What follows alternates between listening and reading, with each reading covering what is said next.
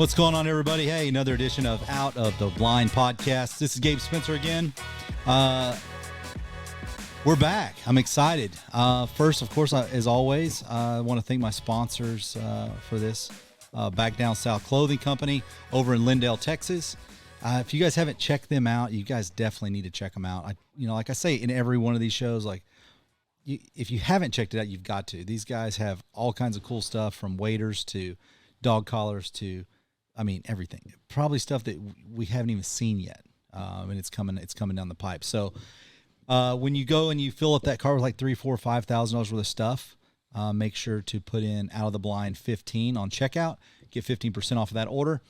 So I'm glad you guys are listening to this again. We really appreciate all the support, all the stuff that we get, all cool kind of emails and messages, and most of it's kind of hate mail because I don't put enough of these out. So I apologize. But right now, as I'm filming and recording this one, we're 10 days away from the, I would call it the southern part of duck season, like Missouri, Kansas, Oklahoma, Texas, Arkansas is getting ready to kick off. So a lot of good stuff coming down the pipe. But I got a really interesting guest on my show today. This is a guy that I met many years ago. He's a renowned world traveler. Knows a lot of cool stuff, and so he's an old friend of mine, and so I want to definitely welcome. His name's Andrew Delatorre. Say hi, Andrew. Hey, what's up? So it's taken me forever to get you on this show. It's been a long time. Like, I've been on you forever, and you would say, "Yeah, we're doing it," and then you wouldn't show up. Schedules didn't mesh. I know, it's crazy, and it's one of those things. Like I say, I got to get you on here. Like I've got to get you on here. So I'm glad you made it. So, no, I'm glad to be here. Happy to be here. So you're headed, I caught him passing through here. You're headed to Georgia, right? Headed to Alabama. With your son. You guys are doing motocross? No, we're doing enduro and cross country dirt bike racing. Cool, yeah. So my boy's pretty knee deep in that right now, and he's doing really well. He said, "Yeah, I was up here talking to him." And I used to race years ago before we met. Used to race here in Tyler at Swan Motocross and ride cross country, and I got out of it for a while. I got hurt pretty bad. Yeah. But we were trying to find a sport for him to get into, and he's pretty living on the edge type of kid. Right. So he needed something. He needed something with a lot of heart racing and adrenaline. So I've never done that. It's tough, man. It's intense sport. For him, it's great because the team sport didn't work for him at all. He just kind of lost interest. Yeah. And so the dirt bike thing is just, it's constantly, you have to be focused, right? Mm-hmm. And these races are anywhere between 40 and 60 miles long. How long does that take? So recently we raced We raced last weekend. His race was an hour and a half plus one lap. Each lap was about 8.5 miles. Holy crap! So he ran. You get a pee break or a water break? No. Well, he wears a Camelback. So you pee in the camel. Oh no, you drink out of the Camelback. Yeah. Well, you're dehydrated, so you don't need to pee. I got you. It's like it's intense for him. What if you have to crap? If you have to take it's just hold it, rip a sleeve, just clinch, like we used to when we were fishing. Right? That's true. So it's like. But no, it's intense for him, and he loves it. It's good for him, and that's cool. I started doing it again with him, so it's fun, No bad crashes, right? No. Thankfully, don't talk about it. Yeah, thankfully, no. I think this is a lot more safe than riding motocross because you're not jumping, 80-foot jumps and stuff like that. So it's, trees can hurt, obviously, but they don't give. Yeah, but. The speed's not quite as intense, and you're not in traffic with other bikes most of the time. So I got you. I think the risk level is still there, but it's just it's less. Huh? So he said you guys been doing about a year, I guess. Yeah, he started a year ago, and he's advanced rapidly. I got a guy that in our circuit, one of the pro guys working with him. Yeah. And we try to get together with him every race weekend, and he spends a couple hours with him, and shows him some stuff. Like, if people want to get their kids into stuff like that, how do they do that? It's one of those things. You just need to go and find your local motorcycle shop that's got dirt bikes, and get your kid, a small bike, and start out like that, Yeah. And with him, I bundled him up in every piece of gear I could get to make sure he wasn't going to get hurt, because it was a hard sale for the wife to buy into this. I can only imagine. I know your wife. I know her real well. Yeah. So it's like, she was initially she was like, "No, absolutely not," and I was like, hell no. Yeah, she was. But we finally talked her into it, and now she's kind of on board a little bit more. And does she watch? Yeah. I mean, she gets wound up like a $2 clock at the races, but that's Christina. Yeah, she's calmed down a lot with it, and now it's fun for her.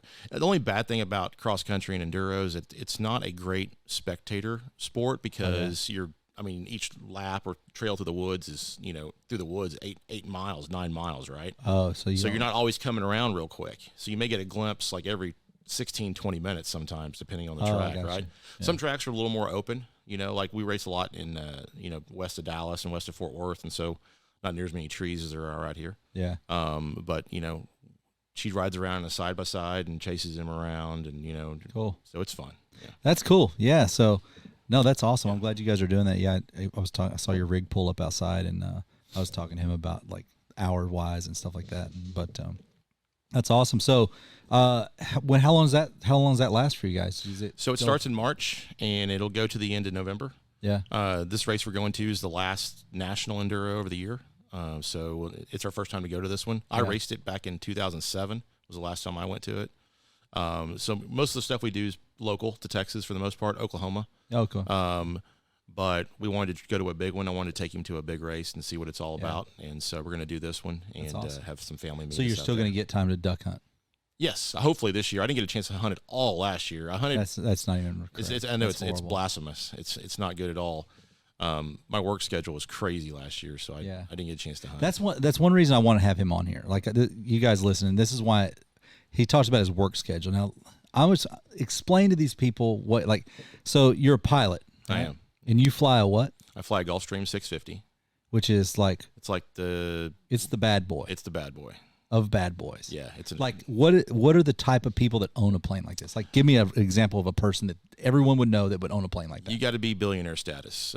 The Jeff Bezoses of the world. He flies in a wiener-shaped rocket. You don't fly that yet. No. That's Elon Musk owns one of these as well. Elon Musk has a G650. Dang. Jeff Bezos owns a G650. You pretty much you got to be billionaire status before you step into one of these things, really.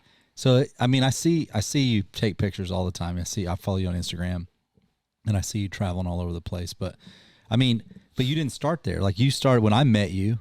Oh yeah, no. You start at the you were flying it's flying little stuff, I for like an oil company and doing oil field sales. Yeah, I actually I grew up here in Tyler. I went to flight school here in Tyler. My first flying job was here in Tyler, for a small company, and then I went to American Eagle Airlines. I got hired April 2nd, 2001.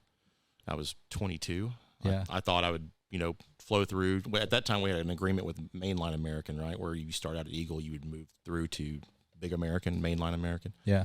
And I thought I worked there 30 years and, retire with a sailboat and kick back. Yeah. And then 9/11 changed all that. So I went back to flying little stuff, corporate aircraft, and then worked my way up from there. When you and I met, I had just moved back from Louisiana. Yeah. I was flying down there for a while and was in between flying gigs. And I actually met a guy here in town. I was flying his small turboprop airplane, and I was selling drilling mud and frac fluid, Yeah. And from there, I went to work for a very well-known family in Fort Worth, Texas, and a large flight department, and worked there for a long time. Yeah. So. And then now you're with, I don't even know if you can say who you're with, but I'm with some high net worth individuals. Yeah. Pretty well-known high net worth individuals. Yeah. You can't even say their name. It's that crazy. I'm under NDA, so I can't really talk fine. about it. So, but yeah, they're they got a lot of money. We got 6 airplanes, 2 helicopters, and it's fly all over the planet. It's literally all over the planet. I've been to I've actually landed a Gulfstream on every continent. So can you talk about Antarctica? Yes. Like, I'm blown away. So what is the deal with that down there? So like you can't, like, people can't go there. You can now. Unbeknownst to me, until we started this project. This project started probably about 2 years ago, and then we were supposed to go January of 20 or 21. I can't remember. Whatever year COVID started. So 20, I guess. Yeah, 2020. So COVID shut it all down, right? So it got postponed. But apparently there is tours you can take, in Antarctica. You can actually go skydiving in Antarctica. You can go, Really? you can do cross country skiing. You can go. I thought it was banned. Like you couldn't go there. No, you can go. It was banned? Maybe. I mean, there's different parts of Antarctica are controlled by different countries. So there's I think Australia has control of one I went down some side. wormholes for that place. Yeah, I've heard some Have you went down stories any of the about- wormholes? I've heard there's like some kind of secret military base Like in the there's middle aliens of it. in there? There's aliens buried, and There's like some green parts of the place that it's like, the flat Earth people. It's a vast. I started place. to buy into that at one point. I went so far down the wormhole, I just pinched myself. It's definitely. It was freaking me out. I was like, I'm freaking out, man. I don't know. Going down there was probably the most stressful thing I've ever done. Did in it my look career. weird? Like, did it look different? Did it feel like you're in a bad spot? It's a desert of ice. It's a desert. I mean, in mountains and ice and snow. It's just all it is. And we went and landed on a glacier. I mean, we literally landed. There's a runway built, a 10,000-foot runway on a glacier. And how long has that run? The runway's been there a while. I I guess. think it's been there since the 80s. So people have been going there. Yeah. Can you talk about what they were doing there? Yeah. It was a big deal to go down there. I think a lot of the people we took were philanthropists for some of the research that goes on down there. Explain to me what that is. They donate to whatever science they're doing down there, which I didn't really ask a lot of questions or what they do. The U.S. does have I would have been asking a lot of questions. A lot of questions. So it's where's the aliens? Right. Number 1. 2. I'd have more than 2 questions though. For sure. I had a lot of people ask me, why did you go down there? And I was like, well, believe it or not, there's a lot of people down there, and we were opening a Chick-fil-A. And the line was just the Lord's chickens all the way down. The line was wrapped around like That's 2 why glaciers they had the down runway. I know, right? So, but you can there's actually a website you can go to. It's called Antarctic Logistics and Exploration, and chicken and chicken, yeah. And they do tours. Like I said, you can go to the South Pole. So I could go there. Yes. For a lot of money. Yes, for a lot of money. It's very expensive. So, but it was pretty nerve-wracking. Have you ever landed on ice like that? No. Were you free? Did you have to get specially trained for that? Yeah, we did. We actually went down the month prior, and an airline, Iceland Air, does a charter down there 3 days a week during their summertime, taking people back and forth down to Union Glacier. What's the name of the airline? Iceland Air. Do they smoke cigarettes on the airplane? No. It would remind me of like those kind of like Indiana Jones. Yeah, but they're all Icelandic. They dress as Vikings. The pilots have Viking outfits. No, I'm joking. With the horns come out. I'm completely full of shit. No, they don't. That would be badass. So, but no, it's they took us down there when we got to ride in the cockpit and showed us all their procedures, and they have an approach in there that they have like what we call an instrument approach. Yeah. So we based all of our limitations off of what they do. Mm-hmm. And we actually just went in for a day. Like you land on the ice, you spend about 45 minutes to an hour, and then you leave and you go back to South America. Is it much different? No. I mean, like it's just. You would think you just spin out of control. They put ridges in the runway to try to give you some type of friction when you stop. Oh yeah. We call that washboards on the East Texas roads. Pretty much, yeah. Just washboard the hell out of it. Yeah, washboard road, and it's literally it's rough. I mean, like it is rough. Really? Yeah. Do you remember? You remember when you and I were driving down that oil field road? And yeah. My airbag. My airbags went off. Yeah, it's like that. It was like that. Yeah. That was the craziest thing. I know, right? I mean, like at one point I thought I died. Yeah. It was pretty funny when OnStar came on board. Yeah, we're just rolling down this road. I was just rolling with him one day in some oil field stuff, and we're just rolling down the highway. And not even a highway, it's just like a back road, dirt road. Just a lease road, yeah. And we're rolling it, and all of a sudden, freaking all hell breaks loose. I thought somebody shot me. In the airbag, passenger airbag went off. Did they all went off? They all went off. All went off. Yeah. At one point, I think I might have mudded my pants. Well, we hit a big hole or something because we were following that truck and it was all dusty. Anyway, it was rough, right? Scared and that's what the shit. runway's like down there. It's rough. So there's a lot of people down there, thousands of people. I wouldn't say thousands, but there's Hundreds. And they spend. I think some people live down there year round, but the majority come in during their summertime, which is like basically November through February. And it was how cold when you were there? -10 Celsius, which in American terms, 15 degrees Fahrenheit. Well, that's not too bad. It was like a cold Colorado day. It's wasn't not that horrible. No, it gets way colder than that, obviously. Yeah. But that day we landed there, it was -10. Wow. So you straight shot from Texas or straight shot? Oh no! So what we did was we flew the jets down to Punta Arenas, Chile. Yeah. And then we launched out of Punta Arenas, and then it's about 3.5 hour flight south, about 1,700 nautical miles. Wow. And dropped them off, and there's nothing out there, right? So there's no fuel there. There's no fire and rescue. So you have to literally the end of the earth. Pretty much. I mean, you have to carry enough gas to get there and back, and you got to have enough gas on board to plan for any type of contingency. Like, I mean, even if we took off and lost an engine, the chances of us returning back to the ice probably slim to none. I mean, we were fully planning on flying single engine back to South America if we had to. So we had enough fuel to for plan that. for all that. Yeah.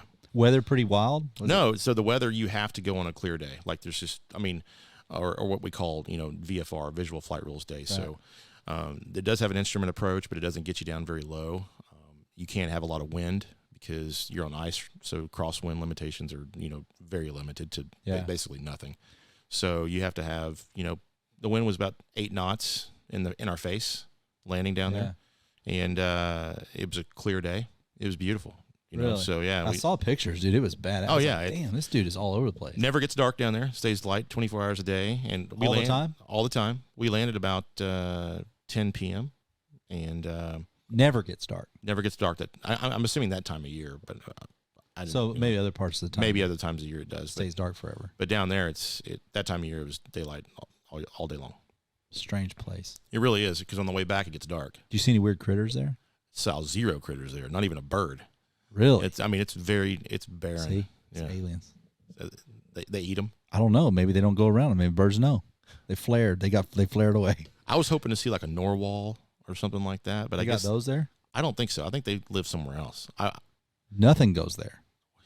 Lord's chicken's all they got. That's it. Dude, that's crazy. No, it's pretty interesting. If you go on YouTube and look up Union Glacier. I have. Yeah. I went all over YouTube in Antarctica, and it's not a good thing for me. I got freaked out. I'm not lying. I got freaked out. Are you a flat earther? I almost thought I was going to be, and not even that. I know it's stupid. You believe in chemtrails? Like I don't even know what I believe in anymore. Really? I don't even know. Bigfoot, maybe. You've always believed in Bigfoot. I know. I ran across one over by Paris, Texas. I swear. It was on one of my other podcasts. I'm telling you, I don't know what it was, but it was something freaky, and it freaked me out. And it was pretty close, and it was big, and I don't know what it was, but it freaked me out. I used to live in Paris, Texas. There's some interesting people. It was people over in on. Paris, Texas. It was what's that lake over there? It's named out. It's like a guy's name or something. Lake Cooper. Oh, I used to duck hunt Lake Cooper. Yeah, that was duck hunting then. Yeah, and then I didn't see the Bigfoot, but there was something very large and beastly, and it was very close to me, and it wasn't. It was scary. I got scared. Probably another hunter walking in. It was not a hunter, for sure. Not a hunter. 100% not a hunter. I promise you. Was it still dark? Yeah, it was like 2 a.m. I was holding a hole. I got in there at 10 o'clock at night. Oh yeah, and I was holding a hole. And did you walk in, or did you head? I boated in. You boated in. I boated in, and then it was just me and my dog, and I just went up underneath this log and just built me a little fire, got me a bunch of firewood. Yeah. I just went to sleep, and then I hear this crazy, like, if you guys listen to my podcast, you've heard it before, but I just hear this like crazy, I don't know what you'd call it. It was a howl, but it wasn't like something I've ever heard before. And it sounded like kind of like a howler monkey, but lower pitch. And it was really loud, but it was really far away. And then I was like, damn, what the hell was that? Like, it was off in the distance. And then, time goes by, and I'm in a river bottom, and it just flooded. So it wasn't like, there wasn't a ton of stuff there, but you couldn't walk through it and not crack a twig. There's no way. Right. Right. And then all of a sudden, this son of a bitch is howling that same thing, but it's like right outside my firelight. And my dog doesn't get, she's been in the woods with me forever. She doesn't bark at anything, and I'm not a pig, not anything. She's like all bristled up, looking off in the black. And I'm like, I just got my shotgun through every piece of wood I had on that fire. I was like, what the hell? Like, I didn't know what it was. I never heard anything come in, never heard anything leave. Yeah. But I was ready. I was up underneath that root log, and that place is spooky out there, man. I used to walk in from that. Is it the south end? It's all wooded up down there. It's a lot of standing timber. The west end. That's where I was. I was up one of those creek arms. Yeah. Up there a couple miles. Yeah, we used to walk in from the south up there and hunt, man. Man. Had to get there 2 or 3 o'clock in the morning because it was like everybody and their brother would be up there. And we were on a wad of mallards, and my buddies showed up. Dennis Luger and all them showed up, and Billy and Billy was actually there, and he they showed up, and I was so thankful to hear that damn boat motor coming at 4 a.m., 5 a.m.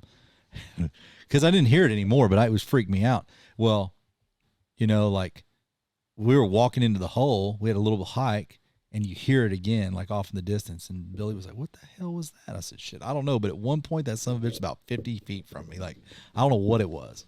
So yeah, I don't know. I don't know what it was. In my mind, this thing is Bigfoot or big feet, because there's more of one. There's a tribe of big feet. There's different strands.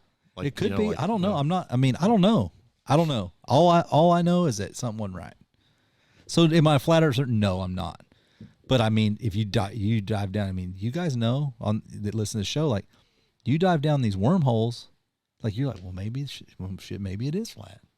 You start going down those YouTube wormholes. You don't go down them. All the conspiracy theories, and it gets sketchy. Like David over here, that's our editor here. Like he goes down the damn, what's that guy's name? Alex Jones. I'm like, you got to take your full hat off. Like get off the Alex Jones. It's just too crazy. He goes down all kinds of weird crap. I'm like, don't go down that. Don't go down the wormhole. Then one video leads to another. Next thing you know, you're 6 hours. Next thing you know, the world's flat. Yeah, you're convinced. Like I was going to start asking you about it, but like, he's going to think I'm retarded. Like, hey, you fly all around the world. Is this some bitch flat? Like, it's not. It's not. Yeah, it's not. Definitely not. Don't research it too much, because you might just point that damn airplane one way and go, well, we're going to find out. We're just going to keep going. Just keep going, but nobody knows. Just keep going until you get back to where you started. That's what you think happens, but what if it doesn't? I don't know. I've been around the world. Like I've done. You started on one end and came around the other side. Yeah. No, I mean not nonstop, but I've done around the world trip. Kept like going. You went went to the west and came back in the east. I started in California, went to. You went east. Yeah. And you came back and you were on the East Coast. Yeah. Came back. I was on the West Coast. West Coast. Yeah. No. I started on the West Coast. And you came back to the West Coast? Came back to the West Coast because you go around to the east, and then you end up back on the West Coast. Oh, so you went back over the United States again? No. You're fucking with me. No, I'm not, dude. I don't understand. We left California. Yeah. Went to Paris. That's east. Yeah, that's east. Okay. Yeah, okay, now. And went to India. Okay, yeah. And went to Tokyo. Went to Korea, Seoul. Yeah. And then went back to California. Okay, So you went all the way back around. So you start on the West Coast. Yeah. Finish on the West Coast. So it's got to be. Never eat shredded wheat. You good with a compass? Yeah, somewhat. Okay, good. I got it on my phone. Right. It works. You got Waze? I got Waze. They tell me where my friends are. Dude, I got a Waze. My Waze guy sounds like a Cajun. I got a download. How'd you get that? Some guy, one of my buddies from South Louisiana, sent it to me. So when you load him up, and he sounds like a Cajun, dude, it's hilarious. I'll just show it to you. Was it supposed to be a Cajun, or is it supposed, or is it some like drunk Frenchman? No, dude, it's a dude from South Louisiana, man, and he sounds like. And he tells you that there's people. Oh, dude, it's so funny. It's so funny. Oh, I need that. I need it. I'll send it to you, and when you turn it on. How do you find that? Do you remember? I think I have it it's in my phone. I'll send it to you, but it's really funny. Oh, I wish I had my phone here. I'd try to start a directions and see if it'd play it for you. Yeah, I want to see that. I got to see. Where's my phone? Bring my phone, son. We're gonna look this. Let's see if it'll play. I don't know. Dude, everybody listening to this would want that. It's so funny. And my wife's from South Louisiana, so I'm not trying to be, talk bad about South Louisiana. No, people. hell no. All my mom's people are from South Louisiana too. So let's see if this will work. I think it's some of the best food in the whole wide world. Oh yeah, of course. It's not. It's not good for you, but you die with a smile on your face. That's for sure. Well, that's all that matters. All right, let's see if this dude will talk. Let me turn the sound on here. I don't know if he's gonna do it or not. We'll see view routes. I don't know if it's gonna do it. Let's see. I don't know. It's thinking. On the road again, in a quarter of a mile. Hook a laugh. Oh, dude, it's That's hilarious. what it says that the whole time. Oh yeah, and it'll be like, whoa, bro, the police are up there. Whoop whoop. It's like, and then if you make a wrong turn, he'll start going, oh Lord, rerouting. Here we go, rerouting. That's hilarious. It's funny, It's like and it's just part of Waze. It's just part. No, it's a MP3 download you put into Waze. It gives you a whole bunch of different voices. That's crazy. I'll send it to you. Yeah, I need that. It's funny though. So I want to talk to you some more about. We'll get sidetracked, dude. I know, right? So I want to talk to you a little bit about these travels that you do. All right. So you travel all over the world. We know that you went to Antarctica, but is that the craziest place you've been? Probably the most, maybe the most remote. yeah, most remote. But like any sketchy like places that you've had to travel to that you didn't, maybe you were like, I don't know if we should go there. Oh yeah, yeah. Like I did a lot of. You said that really fast. Like that happens a lot. You know, when I was, I don't know if you remember or not, but I was living in Hong Kong. I did a 30 on, 30 off out of Hong Kong flying. Oh yeah, I remember that. Flying all out of How was that? Southeast Asia. And I didn't realize that some parts of like Indonesia were like high security risk, like terrorist type watch, stuff down there and stuff like that. So we did a lot of like Sarong, Indonesia, and like I forgot the other place we went to, but it was, I'll think of it, Manado, Indonesia. And like you're walking down the street, and and as an American, you pretty much stick out like a sore thumb, right? Hell yeah! And it's like you couple things. One, you learn how fast or how quick, how well you're blessed getting to live in the U.S., right? Because a lot of these places are very third world, and it's really unfortunate for some of these people, right? Sure. On the other coin, it's like other side of the coin, you don't feel real safe. Like I just. You just kind of always looking over your shoulder type thing, Yeah. But I'm just not a fan of spending a lot of time down there. I think. Like, did you eat some food? Like yes. How was that? Was that different? The food was definitely different. Some of the food's very. I always get on food on these things, dude. So mantis shrimp. You ever seen mantis shrimp? No, I know what a mantis shrimp is. All right. Yeah. All right, so they bring these mantis shrimp out. I'm not sure if a lot of people. I didn't know what they were until I went down there. So mantis shrimp. Yeah. Odd looking shrimp. They're not like a normal shrimp that you would normally see. No, they look more like they look kind of alien looking. Yeah. They got look more like insect. Yes. Very much. Did you know about how they kill things? They have like they have like a punching arm or something on there. Punching arm, and it's like insane. Yeah. It'll hurt you bad. It'll go through a diving glove. Yes. Yeah. It's wicked. Yeah. Now, we have them on the Texas coast, but they're not those mantis shrimp. But we do have mantis shrimp here. So yeah, we ate some of those. How was that? It was good. It just tastes like shrimp, just bigger. Yeah. But I could never bring myself to try any of the bugs. Did they have shit on a stick? Oh yeah, they had the big cockroaches, and I call them cockroaches. I don't know what they were, but they look like a giant cockroach. And it's like I'd eat that. My daughter would eat it. I need to like send you some pictures so you can post them when we talk about yeah, this. we need to to pop up a photo we'll send them. I'll have you send them. We can do that, right, David? Yeah, cool. We'll do that. Yeah, so it's like, so I'll be like, yeah, like there's a picture of me holding up this mantis shrimp and the plate of them, and dude, because like you get to travel, like literally, like crazy. Like, what about these people? Like when you let me ask you this, because I've got some trips coming up overseas that I'm filming with. They told me not to talk about it on the show, like they told me not to tell people about my travels, because if I go to this Middle Eastern country, there could be people waiting for me. Oh, okay, yeah. So they're like, don't tell people where you're going. Don't Right. put it on social media. Don't put it out there. Yeah. Until after you're done. Yeah, we do the same thing. Like all my travel photos are never released until after we're out of the country, home and stuff like that. Because so I've got some really, really crazy trips coming up in January. I'm gonna have to cut out of duck season a little bit. But I'm cool. I'm never going to go back to these parts of the world again. But I'm going with Trey Spillers over from Raining Red. And, but I hear from a lot of people, like, I think most people that when you travel, most people are generally pretty nice. Yes. Right. Yeah. They're it's just like anywhere. I think it's show them respect. And you get in trouble in in South Dallas. Oh, for sure. Right. Yeah. So I think it's just anywhere you travel. Yeah. It is, and it's like, I just, you don't be the stereotypical American, yeah, right. Loud, boisterous, it's like, hey, you're the minority over there now, right. So don't go over there and start bitching about stuff or give somebody a hard time, because just didn't go over well. Yeah. So just, be respectful, and sure, they'll be nice back. Any close encounters you've had like in your travels, or everything been pretty cool? What kind of close encounters? Like close encounters of you're in a tight spot, like maybe, some bad actors maybe. Luckily, no. Anytime we go to a place where it could be places like that, we have like armed escorts, Dang. So it's like, we'll have somebody following us to the hotel. One day like I'm going to roll like that. Like I'm actually just a glorified door knocker. One day I'm going to have that. Like You- should. they're gonna take me out to knock doors. I'm gonna ride in the back of the car. That's when I know I made it. Right? Black car.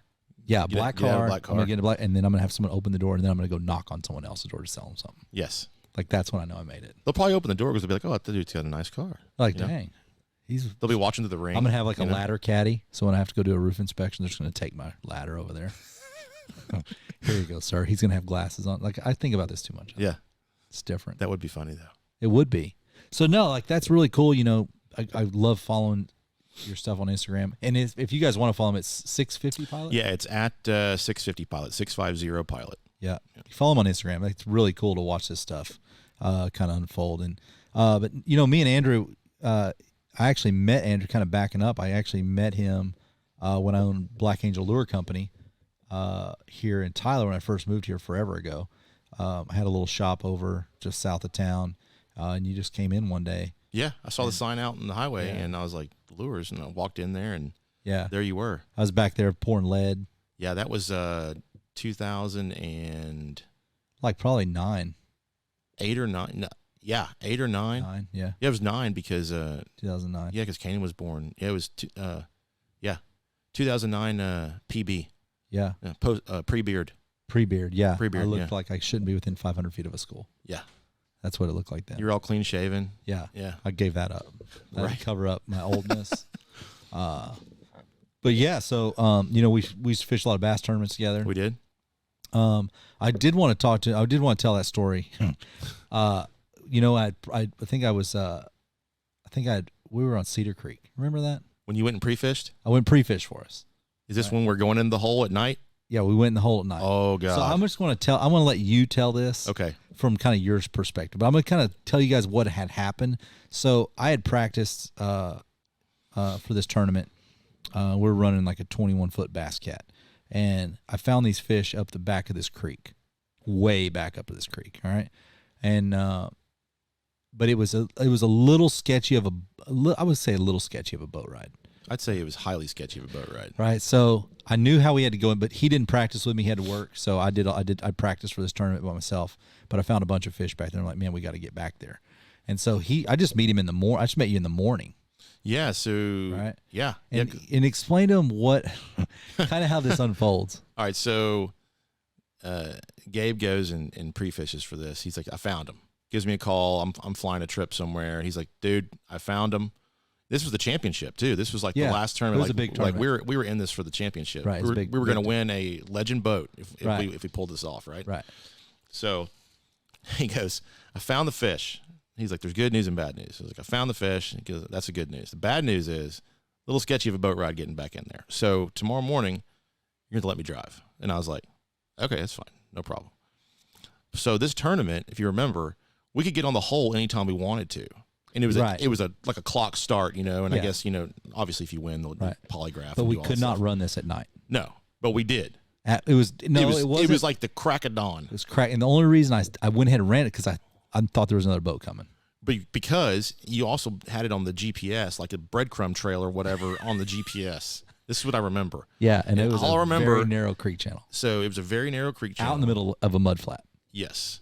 And the water, so to get into the creek, the water was probably about less than a foot deep. I'm guessing maybe 12 to 16 inches at the most. It probably, yeah. It wasn't over 2 feet. Yeah. And so If you got out, you'd be in knee deep water, like what we duck on in. yeah. So in the boat, like there was no idling into this boat. It was into the No, you had to spot. hit it You full had to bore. hit it like full bore on pad, 65, 70 mile an hour. trim up. And I did not know that this was not part of my what we call the pre-brief, you know, in aviation. I was not briefed on this whatsoever. I just was told I found the fish. Let me hold drive. on, hold on and let me drive. So I was like, Because I didn't all tell right. him what we had to go through to get there. So here we go, man. We get in this boat and we take off. And I'm looking, and it's still dark You can outside. barely see. And we are just wide ass open. And my boat was a single console. So he's behind the windshield in the driver's seat. I'm over here, you know, with my ears flapping around my face, you know, all the wind in my face. And all I see is bank coming. It's just grass, salt, like just Grass reeds. and bank coming rapidly. Very rapidly. And I start. You start punching me. I'm like, Gabriel. You go land. And he's like, he's kind of smiling. He's like, it'll be fine. Don't worry about it. And I'm like, hey, motherfucker. I'm like, stop this thing. Stop it right now. Yeah. Can't stop. And all of a sudden it's like, dun, dun, yeah, I just hit the reeds.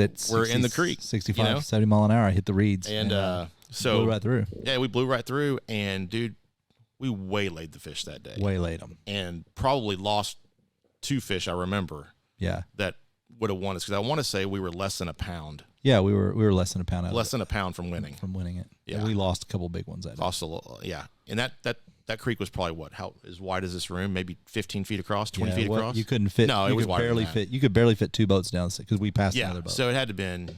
I don't know. It was 30 feet, 40 feet across, probably at the widest point. I guess. Yeah, that's it. But yeah, that was one of my favorites. That was one of my favorites. Scared the living shit out of me. I know I did. Scared the shit out of me. It was great. I mean, those people probably that saw us hit that sucker, they probably didn't know what was happening. No, they probably thought those guys have been drinking all night on the lake. Yeah. And now they're just, They're like, I remember my first beer. Yeah, right. Like, holy crap. But the people that were up that late watching it were probably been drinking too, and they were like, oh shit, watch this. Look at these guys. Yeah, I would have been a qualified captain right then. For sure. That took years off my life. Yeah. I definitely got some gray hair. That was definitely We had fun. lots of good fishing trips though, man. We caught Tons, a lot of fish. School Bus Cove in Palestine. Yeah, we man. tore them up that day in the wintertime. Oh yeah. Hell, we won that tournament, I think. I think so. And I remember, I'll never forget, those fish were waking up in there. Yeah, that was fun. It's fun, man. I don't fish much like I used to. I fly fish now. I don't bass fish a ton. I haven't bass fished since you and I stopped bass fishing. So I'm a little bad. I'm a little pissed off because I see you in this float plane. And I'm a little upset about it. Yeah, he says, "Oh yeah, now." So this float plane deal, like, dude, let me tell you about that. So, like you were in what part of Louisiana is that? So, you launch Chenier? we went to the Chandelier Islands. Chandelier Islands, right? So I tried to get there in my mud boat. Nope, didn't happen. Oh no, it's way out there. I tried. Yeah, it's way out there. So I got my float plane rating. I went down there and got my seaplane rating at a place called Southern Seaplanes, and they do fishing trips. So I booked this fishing trip, or prepaid it, and with the option of picking a date and getting to go. So I took my father-in-law, my brother-in-law, and his dad, load up in this seaplane, and we go. On the way out there, it was no problem. Weather was beautiful. It was fine. Nice flight out. But, you got 5 grown adults, gear and everything in this. It was a Cessna 206 on floats, which is a nice airplane, but, we're heavy. So we get out to the island. We start fishing a little bit, and a storm starts rolling in, right? And so the guy that took us out there, the main pilot, he's like, hey, let's move. Let's go somewhere else, stay out of the weather. I'm like, all right. So we load everything up in the airplane. The wind kicks up, and the waves kick up. Dude, we try to take off, and I'm in the right seat. He's in the left seat, and we tried to take off and barely broke ground. The stall horn's going off on the airplane, and the right wing stalls, and the airplane goes like 45 degrees almost, and I was like, oh, shit, this is not going to be pretty. Luckily, the float hit the water, and we settled back down, and it pretty much, it scared everybody. It scared me. I mean, at that point, it was like, if it scares you, that's bad. It was like, yeah, because, I was a freshly minted, seaplane pilot. I didn't know what I didn't know, and this guy had been doing it for a while, but it rattled him too. He's like, yeah, let's just stay here for a while. I'm like, yeah, no shit. So you just let it calm down? Yeah, we just let it calm down, and then we ended up catching fish. We caught a lot of fish, actually. I remember the pictures. And we hooked, the cool thing about fishing down there is you never know what you're going to hook into. I know. I hooked into a tarpon. Dang, really? And don't tell me that. And I was just fishing like this big swim bait, We're catching fishing shallow? Yeah. I'd probably waist deep, and don't tell me that. Dude, it's if you get a chance to go, if anybody gets a chance to go fish the Chandelier Islands, it's amazing. Is it clear? No. It's dirty. It's dirty. It's like fishing, the marsh in South Louisiana, so it's dirty, but you just never know what you're going to get. I mean, my brother-in-law hooked into a fish, never turned it. It stripped him. I mean, just spooled the whole thing. Wow. And never knew what it was. Probably maybe a shark, maybe a Jack Tervel, who knows? Yeah. I hooked into a huge red, and I never got turned. I saw him come up one time, and he took off, and that was the end of that. Dang. And then, but we were just, it comes in waves a little bit. It kind of gets, slow. And all of a sudden when they turn on, they turn on. Oh, yeah. And big specks, big reds, big bull reds. Like we don't catch those bull reds down there like you catch them in South Texas, though. Like when I see you go catch them in South Texas, like Dude, you catch some monsters. I train wrecked them this year. Like absolutely train wrecked them. Those things are huge that you catch, man. They're like 40+ inches. Yeah, 54 is my biggest. That's monster fish, dude. Yeah. That's monster red, Yeah. I've never caught one that big. I think my biggest is like 36, 37 inches, Yeah. It's a hell of a fight. I mean, For sure. Don't get me wrong, but, in Louisiana, there's a slot limit on the reds, right? Yeah. And I can't remember what it is, but I remember there's a slot. But the spec limit's 25 a person. Yeah, that's a bunch. In Texas, you can only keep 3. Yeah, right now. So in the freeze. in Louisiana, we're 25 a person. So you can go, 5 reds each, 25 specs, and fish fry. Oh yeah, I mean, hell of a fish fry. And my good friend is a captain down there. He operates out of Hopedale and Delacroix, Louisiana. Yeah. And Marsh Mania Charters. Check him out if you want to go fish in South Louisiana. He grew up down there, and dude, he wrecks them every year. That's awesome. And where's he out of? Delacroix, which is southeast of New Orleans. So probably has an X in the name. It does. It does have an X. One X. Hopedale, Delacroix. So it's basically, you can fly into New Orleans, drive to New Orleans, and then you're probably about another hour south, go through Chalmette, and you're basically fishing on either the east side of the Mississippi or the west side, and depending on, what the water clarity is and stuff like that. But the fishing apparently has been good. And then coming this time of year, like November time of year, the specs turn on, and there's been times we've been out there and we've been done by like 9:30, 10 o'clock in the morning. Just like artificials, or are you fishing like popping? Yeah, so he'll have shrimp in the boat too, but most of the time we fish popping corks with an artificial, and just waylay them, man. And hell yeah. I'll have that tied on, and I'll have like something for the reds, top water if they're hitting top water, or I like to hit jig a artificial shrimp on the bottom type thing. Sure. But that dude, man, I don't know what it is. He throws that popping cork all day long. He just kicks my ass. Dude, that popping cork's pretty tough, man. Dude, I'm telling you. He just wears me out on that popping cork. It is. But they catch a lot of fish down there, man, and it's great. It's a good time. You can get the licenses are cheap. You can get a day license, 2-day license. It doesn't cost you a whole bunch of money to go do that. And he cleans them for you right there, right? Fillets them all for you. You do a lot of gentleman, like you do a lot of gentleman stuff. Dude, like I am. I like those Cadillac hunts, bro. Dude, I'm telling you, I don't know if you can hang. Like you're like, man, just call. I'll fly wherever you're at. I don't know if you can hang, dude. Do you know what it is? We gotta stay in the dumber. You gotta clean your own shit. No, see, I don't. That doesn't bother me. My deal was when I started that hunting up in Bonham, on that kind of that full service hunt. That's beyond full service. Yeah, it's reasonable. I mean, a lot of it was because it's convenience because of my schedule, right? Like I can go up there and get a 2-day hunt in. Take my kids, shoot some ringnecks. Well, shit. We'll not talk about that. That's target practice, right? That's okay. No, there's nothing wrong with that. No. There's nothing wrong. There's been days we shot, nothing but greenheads up there, but just the whole thing, like you're hardcore, bro. I mean, like the way you do it, that's the way to do it. I just don't have the time. It takes a lot of time, but I'm 3/4 retarded. But I mean, between my flying schedule and a 13-year-old, an 11-year-old, and now I got a 4-year-old. Yeah. I mean, that's like can't pull out of a parking lot. Dude, yeah, right. I mean, it's like I'm on lockdown when I get home. Lockdown. Yeah, you got it. You have to. Yeah, I get it. So it's like being like, hey, babe, I'm going with Gabe for the next 2.5 weeks. We're gonna go trek around the Midwest. The Midwest looking for ducks. She'd be like, have you lost your mind? I'd be like, yes, I have. Yes. She'd be like, okay. Well, see you later. We'll see you. Have a great time. Right. I mean, I'm definitely blessed to be able to run the schedule I have. I try to build up enough kitchen passes while I'm here throughout the year. I try not to fish as much because I know duck season's coming. And so I try to, I mean, we only got really 60 days to really get after them. And so in those 60 days, I'm going to run 8,000 miles. That's a lot of miles. That's a lot of driving. I do a lot of windshield time, but I get questions all the time about, how do you find them and different things like that. And man, it boils down to like, I just put in a lot of windshield time, and I spend a lot of time on the road, and I never know where I'm going. I think I'm going to know at the beginning of the season, but it never pans out that way. I'll tell you what you ought to do. And it's it's going to be an investment of time. It's going to be a little investment of money, but as much as diesel is right now, you probably end up saving money in the long run.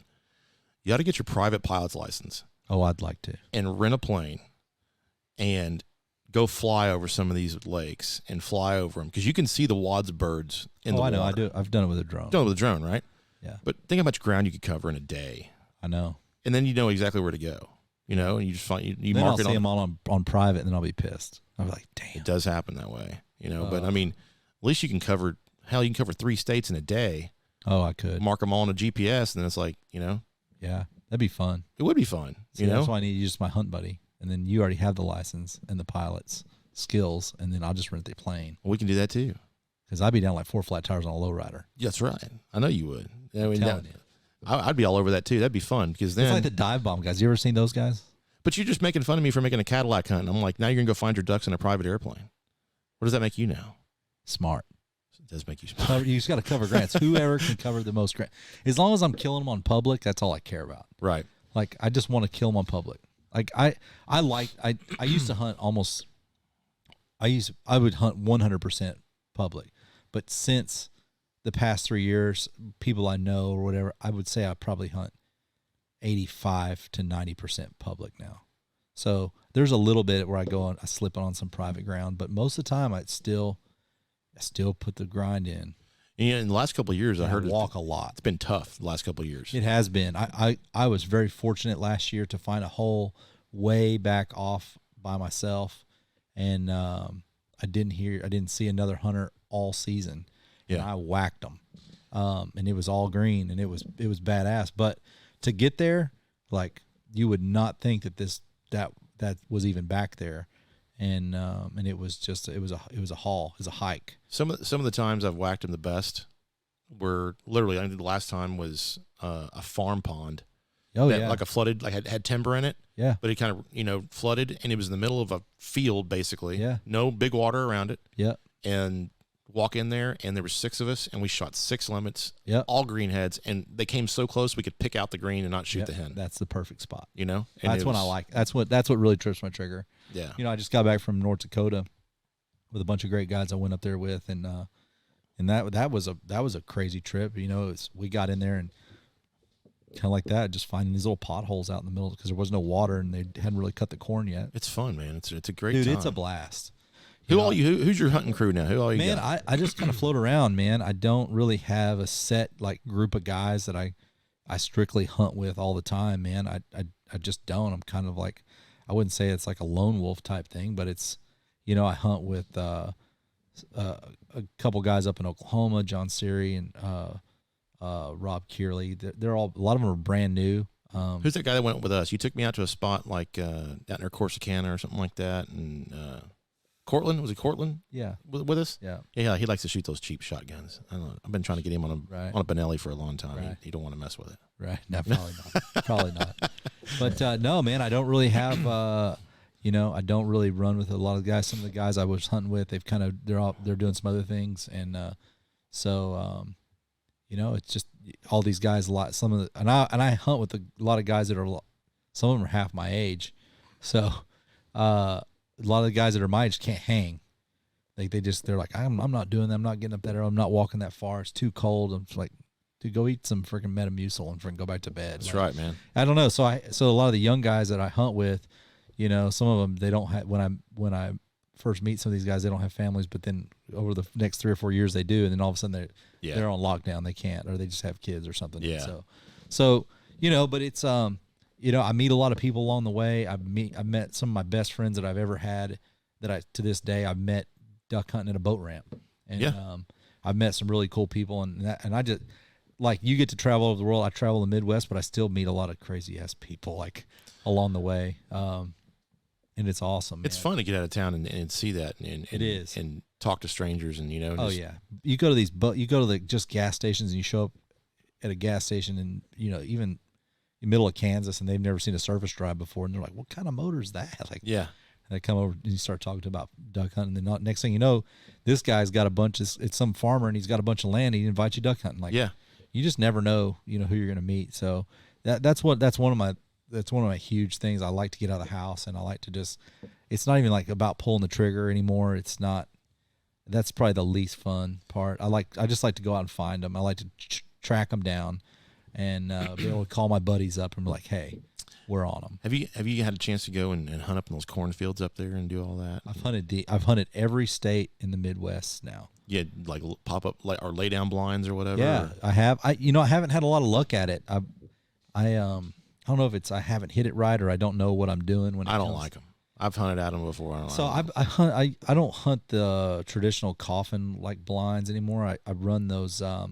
It's I think it's Rig'em makes it. I don't know. It's like a Dive Bomb makes them too, where you just got it's like a chair and you lay down and you just lay down back on this chair. Yeah, and then you just pull a ghillie blanket over the top of you. Oh, that's easy. It's Cadillac. Yeah, it's light. You don't have to fight with the freaking hinges and stuff in the snow. Screw that. No. And you get a lot lower to the ground, a lot lower profile. I really feel like you can hide a lot better. Yeah.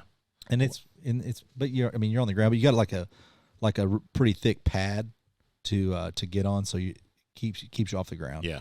It's nice. I love them. Those hunted them in North the ones I hunted, man, it required a lot of sit-ups, I was like, this still has sit-ups. It was like, I'm a lot better at them now than I used to be because I was in bad shape for a long time, but yeah, it was like, I'd either fall asleep laying down in that thing, waiting for the birds, or having to do a sit-up, and then that sucked. I was like, you're like, damn, why are my abs sore? I came here to hunt. I didn't come I here shot to 3 work birds out. and my abs are hurt. I know. I did 3 sit-ups. Like, holy shit. I'm just here for Gabe to cook and shoot birds. I'm all about that. Like, I'm here to make some stuff in the duck blind anytime. Like, one thing about me, you're not going to go hungry. No, you make good coffee too. I remember having the coffee. Yeah. I make coffee. Like, I make donuts in the duck blind now. Really? Yeah, dude. That really helped. That really helps with the sit-ups. It does help with sit-ups. Yeah, so like I just take biscuit dough and you pull it out of like the Whopp'em biscuits. I call them Whopp'em because you whop them on a rock or a log or whatever, right? Mm-hmm. And I take those and you just form them into a donut. Yeah. With a center of the and hole. Fry them. Yeah. But you can't turn it up real hot. You got to fry it slow. Then while you're waiting, you take some powdered sugar, put it in a water bottle with a little bit of water, put some powdered sugar in there, shake that up, and then in the cold it'll turn into some like glaze for your donuts. Yeah. And then, but the problem is that I have it in a big container. Like I would say, those like vacuum sealed top containers? Yeah. Like you push the button? Yeah. Well, I kept a whole bag of powdered sugar in that. And I kept it in my boat. Right? And so it doesn't look like powdered sugar. It looks like cocaine. And so I get checked by the game warden up there in Oklahoma. Yeah. And he said, what's in that? I said, powdered sugar. He looked at me funny, like, why the hell would you have that much powder? Why the hell would I have that much cocaine? Right. Right. So, but he did open it up and was like, looking at it? Yeah, no, he opened it up and was investigating that powdered sugar. Yeah, dude, I'm slinging weight for El Chapo up here through the mud fields and duck blinds and shit. I mean, he's eyeballing it. He was he's eyeballing it. But I mean, it's a lot. I mean, I don't know what that'd be worth. I've never done cocaine, but I haven't either. It'd be, I bet you I could get a lot of shit done. A little side gig for the casinos. I get a lot of shit done. I could probably pack all the decoys and the boat. I don't even need a motor with that. I know, right? Just freaking drag it. It's like a giant sled. Just drag the shit. Be like a pack mule. But yeah, man, I mean, I hope you get to go. I hope you jump on some duck hunts with me this year. Yeah, I do want to go. But you don't need to fly into there unless you're flying a private plane that I can also get in. Well, see, I don't want you to be flying into like Kansas City. There's another part of this equation. I hate to drive. Well, then what about riding? Ride, I can ride. So you just meet me here. Yeah. And we'll roll out. How far is the drive? I don't know. I don't ever know where I'm going. Like I leave people like, where do you hunt, Gabe? I don't know. Everywhere. And it's a true statement. I do not know. Like I look at a map and I've got 10 million pins on that map. I look at weather maps and I can tell you pretty close to where they're going to be. Really? And I just find spots in there. Because I've seen it. I've been to all these spots. I've literally got, I don't know. Well, yeah, now that you've been doing it for so long. 300 pins, 400 pins on the different holes. And I take detailed notes on everything. So I know what water levels, I know where it should be. I can look on water level maps and tell you. I've got alarms set on these different creeks. So when a creek starts to rise, I know. Damn. So I can roll out. Yeah. I get pretty retarded about this. This is in depth. It's a science. But when it all comes down right to the end, like it's why you should have successful hunts. But I don't always. I'll get skunked plenty too. Dude, they're stupid and I hate them. I want to shoot them in the face. It's a science, but it's not a science, right? Yeah, it's not. It's like a science of nothing. I mean, the last couple of years when there hadn't been water, Yeah. it was probably easier to find them because you just got to find the water, right? And then, Well, now we have no water. Like I drove all the way down from North Dakota and I crossed the Platte River in Nebraska, and it's bone dry. It was sand. There were people driving 4-wheelers on it. jeez. Like sand. So Yeah. I'm like, where are these birds going to go? I mean, I don't know. I have Right. no idea. Like, where are they going to land? I mean, there's a lot of those duck farms and stuff, and I talk about that on the show a lot about duck farms, and there's nothing wrong with them by all means. But, for the public land guy like me, it makes it harder because all those ducks are going to go there, and they don't get any pressure. So on top of the refuges, now we've got those. So there's a lot of birds. You'll see a shitload of birds in the air in the morning, but then you don't kill anything. Yeah, because they're on a mission. They know where to go. They're not going where you're going. Yeah. I mean, I hunted Missouri a couple years ago with one of my buddies, and we drove all the way up there, and this lake we hunted, this backwater was bone dry, but there was still some good like oxbows and some sloughs and some different stuff where there should be. I mean, food in the water looked beautiful. Like I couldn't figure out why there was no ducks, and there was ducks in the area because in the morning they were lighting them up, but these guys would plant a bunch of corn, and flood it. They ain't coming to me. They're Right. going straight to all that corn. That's nothing wrong with that. I mean, if I could do it, trust me, I would. Yeah. But it's I'm definitely not knocking it. But it's for the public land guy, it makes it harder. But even though it makes it harder, when you come to the boat ramp at the end of the day, and you got a freaking 5-man limit of greenheads. Yeah. I mean, you earn that shit. Oh yeah, for sure. Smartest duck in my opinion, and pretty hard to fool, especially on public ground. So I love hunting them. I think the last time I went hunting 2 years ago, I got the duck hunt. 2 years. That's when the last time I hunted. Period. Because I went and did a deer hunt up in Illinois. you've never hunted overseas or for anything, have you? Like when your travels, do you get to hunt? No, I fished overseas, and I went bow hunting in Hawaii. How was that? Did you get like axis or pigs or something? There's axis, there's pig, and there's Spanish goat. Oh yeah, I saw meat eater killed after a Spanish goat. Yeah, I shot That's hilarious. I shot a Spanish goat. It looks like a billy goat, really. It's really. I think I those over in West Texas. But it was the second largest killed on Maui. Really, Yeah, with a bow. the giant. I think it was like SCI. It scored an SCI and everything. It was big. Really? It was like 38 inches wide or 39 inches Did you wide. get to eat any of it? No, because it was in the rut, and I guess they pee all over their beard. It smelled horrendous. And I'd flown over there, right? I think I've done that. I wanted to like bring the mount back, the Cape.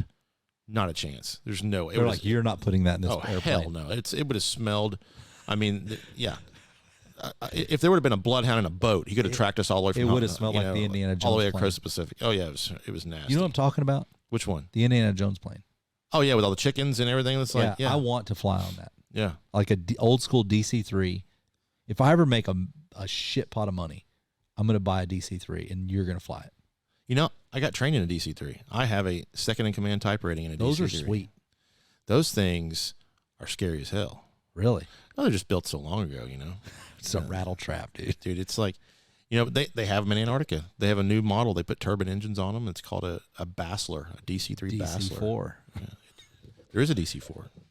But yeah, DC-3, man, that's like, they call it the Goonie bird. Yeah. Yeah. Pretty cool. I know a lot about airplanes. I used to want to be a pilot when I was a kid. Yeah. So I know a lot of stupid facts about airplanes. I don't know why. I The guess one I trained in was built in 1946. That makes you feel. But you also fly with the what is that? The Texas convention. the commemorative Air Force. Yeah. Don't you? Do you fly that? That's what the DC-3 was a part of that deal, and I don't have the time to do it anymore. Yeah. And they have some really spectacular airplanes. I mean, like really spectacular. Don't they have a B-17 in there? They have a couple of. There's a B-17. The one in Fort Worth we have Fifi B-29. Yeah. I have a good friend that I've flown with. He's like the Czech airman and flies that airplane on the regular. They have a B-24 Liberator. That's cool. So, the airplanes are really cool. And the commemorative Air Force does a lot of good stuff to keep aviation alive and keep those airplanes going. It's those airplanes they're old, dude. They're old airplanes, and it's like, I've had to really kind of step back a little bit just because I don't know, taking care of a family and 3 kids. I just don't want something to happen in the air with one of those things. Are they sketchy? I wouldn't say they're sketchy, But in They're my mind, they're they're maintained by donation dollars, right? So, I mean, it's just like might not be good. I mean, Might have some stress fractures in there. nobody that gets in the front of an airplane, wants to get in an unsafe airplane, right? Because the guy sitting up front, we're the first ones at the crash site, right? So, I mean, nobody. Because thinks I got freaked out by turbulence. I think I've messed you. I don't know how many times. You did. You're on a flight. I remember. Yeah, this. I was going to Key West fly fishing. And I scared the ever loving hell out of me. Yeah, it can get bumpy. I've had some rough rides before. But there's only been like one documented crash from turbulence. What I read. Yeah, it's got to be in like Mount Fuji in Japan. It's got to be like severe, like or what they call extreme turbulence that actually damages the aircraft. There's different levels. I thought of it was turbulence. going to get damaged on this one. It can get rough. I've had some. I think the last time I had severe turbulence was a couple of years ago. It was leaving Palm Springs, and it was so rough. I mean, I couldn't hardly read the instruments. It was so rough. Like, do you not freak out? I mean, you don't freak out. You're just like, damn. We took off and we were climbing out, and it lasted maybe, I don't know, a minute and a half, but it was a long minute and a half. The only thing I kept thinking was like, man, I should have peed before we took off, because you're just getting the shit kicked out of you, And it's like, it was a rough ride, but yeah, it's normally it's just like these airplanes are built so good now. You've never seen a UFO in the air. I have not, and recently a friend or a colleague posted something that went on the news, and this guy's actually a former F-18 driver, like military pilot. He saw something one night and recorded it. And whatever he saw, it doesn't look right. Whatever it is, You saw it. Yeah, I saw the the recording. video. Yeah, but me personally, I have never seen anything that was like, what the hell is that? Like, I mean, the most, interesting thing that you see that I've seen is the Northern Lights. Yeah, and when you see I've them, seen those pictures of these. yeah, I mean, it's like, and they move. Like they're like green ghosts in the sky. Yeah. But I've never seen anything that's like, zigging around or jinking around or some light out there, not, following you or whatever. I've just never experienced that. I've never seen it, so Ever on the ground Ever. or in the air. never, Wow. so I just one of those things, I guess. Man, I don't know. Like I said, it's I was, I try to talk to some pilots. Not that I know a lot of them. You're one of the only ones I know, but yeah, that type of stuff freaks me out. And I know this is a duck hunting podcast or hunting podcast, fishing, whatever, but I go all over the place. That's why I call it Out of the Blind, because I'm all over the board on things. But no, man, I really appreciate you jumping on here. I'm glad you finally got out here. Yeah, dude. I mean, this is fun. I'd like to do it some more, and talk about after season and whatever. If we get to go hunt together, we can do sure. some stuff. And No, we will. And I gotta get all my hunting stuff out and get it ready to go. Yeah, me too. I keep, I got a hunting question for you. Okay. I keep telling myself I'm going to send my calls in and get them, rereaded. Is that a thing? Right. Like, you can just read them yourself. It's just like it depends on what kind of call you blow, but I got all those. I went to Stuttgart one time and I bought a bunch of about all the RNTs. all the RNTs. Yeah, Can't blow none of them. I can blow a few of them. Yeah. I can call pretty good. No, like Yeah. I blow that DC Mondo most of the time, Yeah. and I mean I just ordered a reed kit for it, and then I just take the reed out, Yeah. and then I just trim it, how my other one was trimmed, and then that way they sound right. But there's guys that get crazy about that, about toning. I'm not one of those guys. Like, I can call, yeah. Am I the best caller? No, but I kind of like. I've got friends of mine that are insane freaking duck callers. Like, I got one buddy, Cody Johnson, up in Oklahoma, that calls geese with his mouth. Like, literally I've watched him call a flock of geese from half a mile away with his freaking mouth. I was like, what the hell, dude? And and we shot him, and we didn't even have a goose decoy. Like, he called him right in with his face. It was ridiculous. I am not that. Like, not even the same ballpark.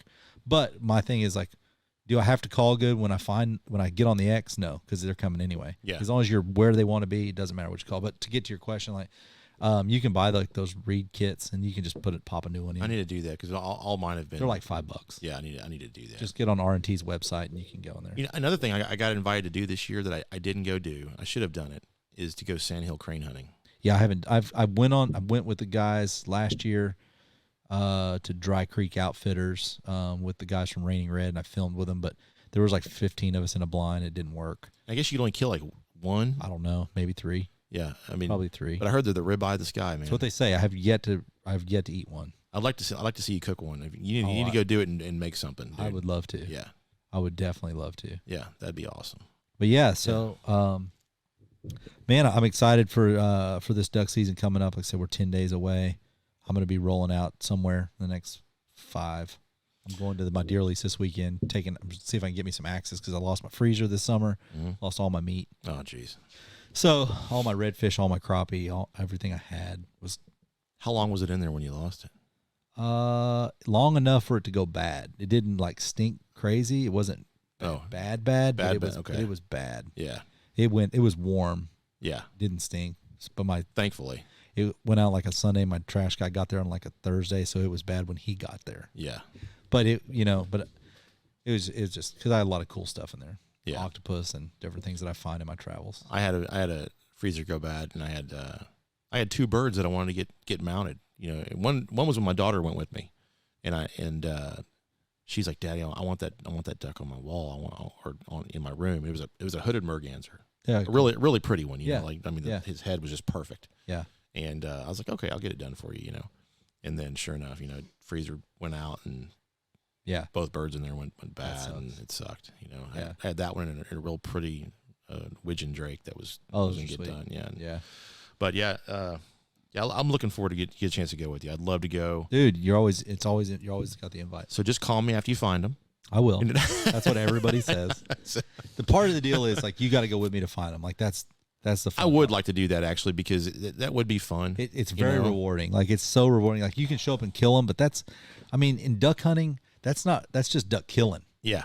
The hunting part is like when I'm out there we've burned freaking $600 worth of fuel today. Yeah. Like we have covered some ground, and then I'm like, you know what? We didn't find them, but most of the time I'm gonna get on something. Yeah. I'll find something. But it's all about the weather. It's all about working those cold fronts. People are like, when are you gonna go? You can't plan it. No. It's just one of those things. Like I can look at the weather and I know, like I can watch these weather forecasts. That app that you showed me where it gives me the wind speeds at different elevations. Oh, yeah, altitudes. Yeah. Windy.com. Dude, that sucker's bad to the bone. Yeah. It works good too. Not trying to divulge some of my secrets, but if you guys get on, it's called windy.com. You can actually see wind speeds at different elevations up, like where they migrate, like 8,000 feet, 7,000 feet, where those ducks are flying, and you can see how these suckers will actually travel. Yeah, they'll ride the tailwind. They just ride those winds. Yeah, I've seen it where I've got like a south wind on the ground, but I've got a north wind up top, and so I'm like, oh shit! Well, now I see how these suckers are doing this. So that was a cool find, and you can literally. I've done a lot of patterning with that, and I've been documenting since you sent me that. I've been documenting these winds and when I see ducks arrive on the wind speeds, and I write down what elevation that the winds were that day when I saw them. Mm-hmm. So now I'm trying to put together some kind of science pattern behind it. That's pretty cool. I'm getting retarded about it.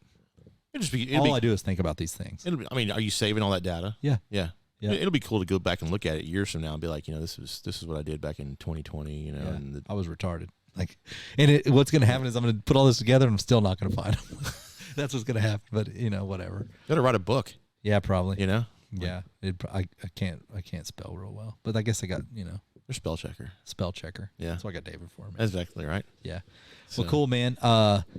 This it was really fun getting you on here. We're gonna do it again for sure. Appreciate you guys jumping in on this podcast. Thank you for listening. Thank you for sharing this. If you're not sharing it, please share it with your friends, family, enemies. I don't care who it is. You can check us out on Apple Podcasts, Spotify, all the podcast places. Want to thank our sponsor, main sponsor, Back Down South Clothing. Check those guys out on the World Wide Web, Instagram. Lots of cool stuff coming down that pipeline, so make sure to follow them on Instagram. And it's 650 Pilot, right? At 650 Pilot. At 650 Pilot on Instagram. You can follow Andrew Delatorre. Super cool cat. Watch where he travels. It's cool. My name's Gabe Spencer. Thank you again, and I will catch you on the next one.